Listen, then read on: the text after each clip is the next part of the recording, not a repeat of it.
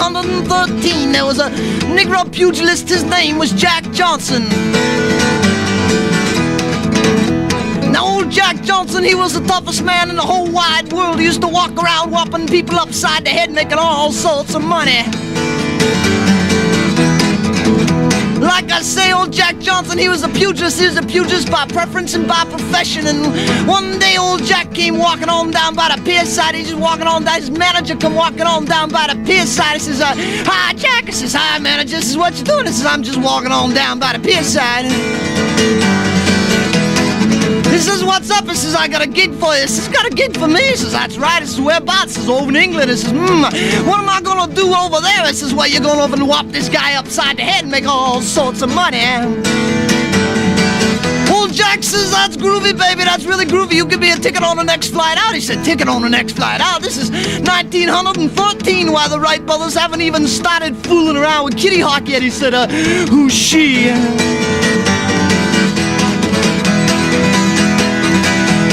Midnight on the sea, the band was playing there. My God, farewell, Titanic, farewell. Old Jack says, well, how am I gonna get there, baby? He says, oh, I'm gonna show you. And he whips open a newspaper and shows him a picture of the U.S.S. Titanic, folks. She's the world's biggest ship. She's made out of good wood and good iron. They said she'd never go down. He says, you mean I'm going over on the boat? And he says, that's right, baby, you're going on the boat. He said, well, let's get some tickets. He said, all right, so they headed on down to the ticket taker's place. He walks on up to the ticket taker. He walks on in and says, hey, man, I want to buy me some tickets. He said, got red ticket, green ticket, yellow ticket, blue ticket, what kind of ticket you want? I said, I want a red one. He gave him some loot and he laid it on him. Sees old Jack, he's got his ticket now. He takes everything he owns, he wraps it on up in a diaper and he hangs it on a stick over his back and goes heading on down by the pier side.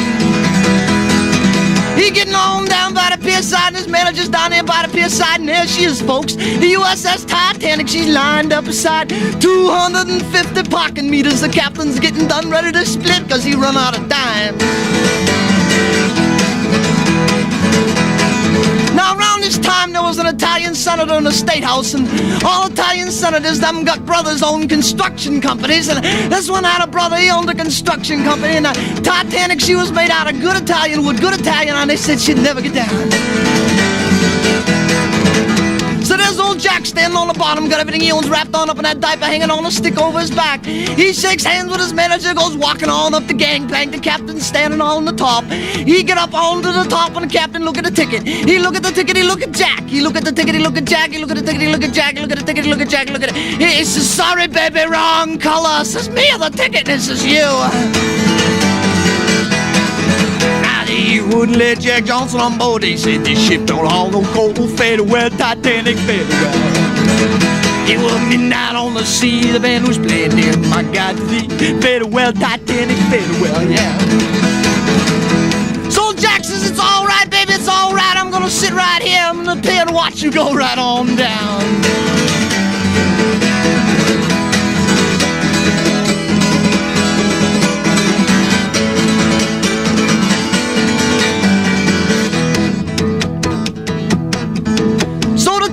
She sails on out into the North Sea. She's out there floating around in and out between the icebergs, and old Jack's standing on the pier. I gotta tell you about the people on the Titanic. Now, first of all, there's a whole bunch of Jewish people from Miami. They're jumping up and down, they're laughing, they're drinking booze, they're trading wives and Cadillacs and diamonds and having all sorts of good, clean party fun.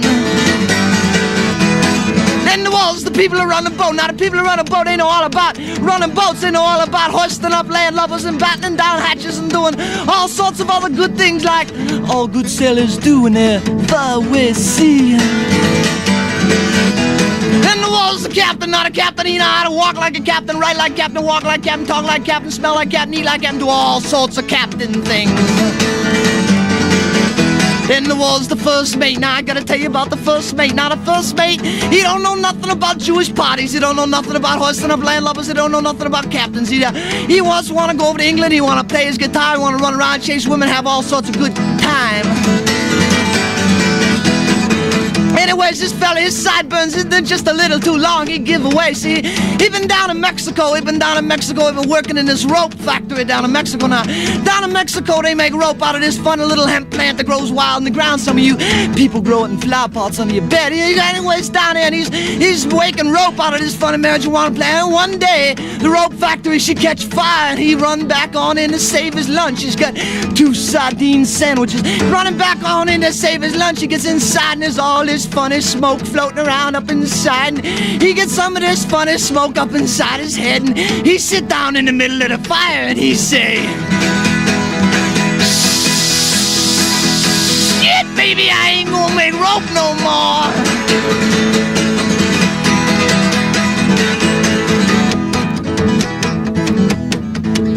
See, he take everything he own, he wrap it up in a diaper and a knapsack too, and he hanging on down to the Titanic. He get to the Titanic, he standing on the bottom, walking on up the gangplank. The captain standing on the top. The cap says, "What you got, boy?" Says, "I'm coming on. This is what you got. This is where I got me 2 changes of BVDs. I got me my guitar, I got me my address book, a pair of socks, 4 mass Marvel comic books, a tennis racket, and 497.5 feet of rope."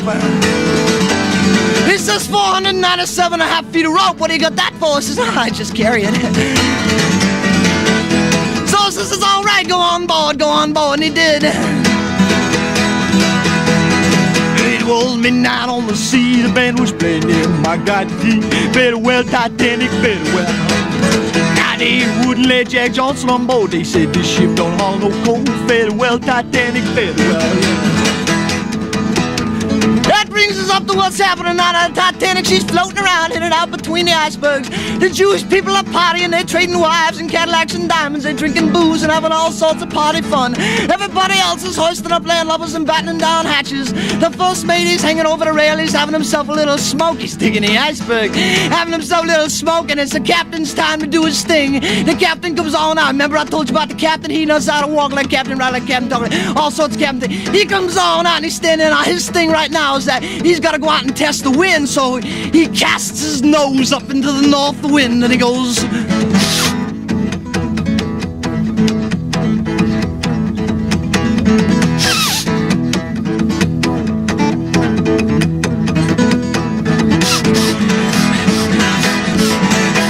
he walks on over to the first mate. He says, "Hey, first mate, what's that you smoking?" He says, "That ain't nothing but a little old cigarette, captain." He says, "I don't believe it. Give me a puff." He says, "All right."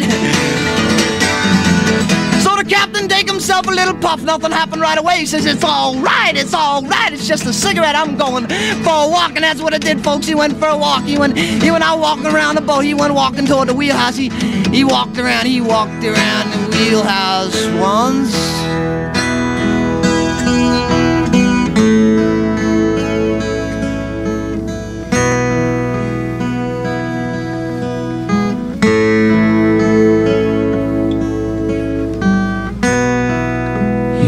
Around the wheelhouse twice.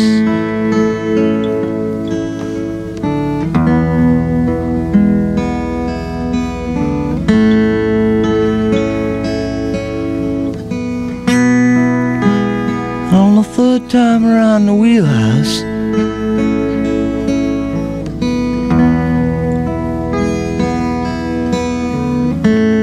the first mate, he look on over at the captain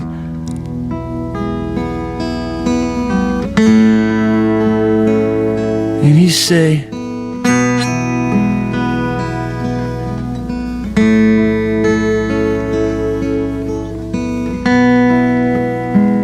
"You want another talk, Captain?"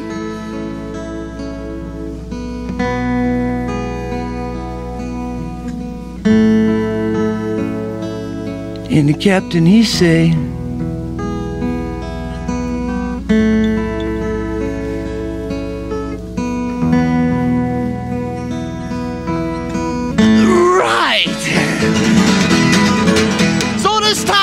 tell the captain a little bit about the smoke that is smoking. He says, "Now, the idea, Captain, the idea is to get the smoke way down deep inside your tummy and hold it there just as long as you can. It'll make your feel good all inside." So the captain says, "All right." He take himself 3 big tokes off that funny little brown weed. He says, "I am commencing to hold it in."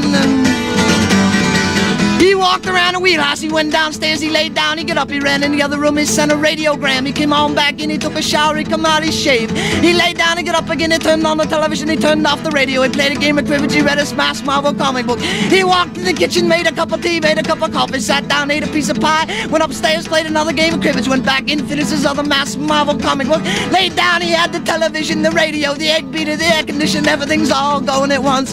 He walks up on deck and this is 52 minutes later and this cat he breathed yet. So the first mate see him standing up there on the rail. He's all puffed up like a balloon. He says, "You gotta let it out, Captain." So the captain, he let it all out at once. Falling right down on the wheelhouse floor, he's out cold. Oh, this just brings us up to what's happening again, folks. The Titanic, she's sailing around in between the icebergs. Everybody else is having parties. The Jewish people, they're jumping up and down. They're trading wives and Cadillacs and diamonds and drinking booze. Everybody else is hoisting up landlubbers, battening down hatches and doing sail things. The first mate's hanging over the rail. He's having himself a little smoke and digging the icebergs. And the captain's out cold on the wheelhouse floor. It was midnight on the sea, the band was playing in my God, the farewell Titanic, farewell. Now they wouldn't let Jack Johnson on board, they said the ship don't haul no coal, farewell Titanic, farewell. All of a sudden, the captain's eyes popped wide open and stood right up straight, grabs a hold of the wheel, looks on out at the bow of that boat and he say, "I'm gonna move you, baby." And it did right on into an iceberg and she went right on down. It was midnight on the sea, the band was playing in my God, the farewell Titanic, farewell. They wouldn't let Jack Johnson on board, they said the ship don't haul no coal, farewell Titanic, farewell. That's the true story of the Titanic, folks. She went right to the bottom. She took with her all the Jewish people, all the first mates. She took with him the captain. She took with him the landlubbers. She took with him the mass Marvel comic books, the tennis racket, and 497.5 feet of rope. Meanwhile, back on the stateside, old Jack Johnson, why, he's standing up on the pier, he's fishing away, he's got himself a little stick and a line, and he gets a tug, he pulls it on up, it's a big, wet, blue, soggy mess, and on the inside on the line, and written in big gold letters, it says, U.S.S. Titanic, and stuck right above it was a wet roach. That boy was so happy, he started doing the eagle rock up and down that pier like it's going out of style. He's gonna do the eagle rock now, everybody in for the eagle rock. Alright. Oh, it was midnight on the sea, the band was playing near my God, farewell Titanic, farewell. Now they wouldn't let Jack Johnson on board, they said the ship don't haul no coal, farewell Titanic, farewell, farewell Titanic going down.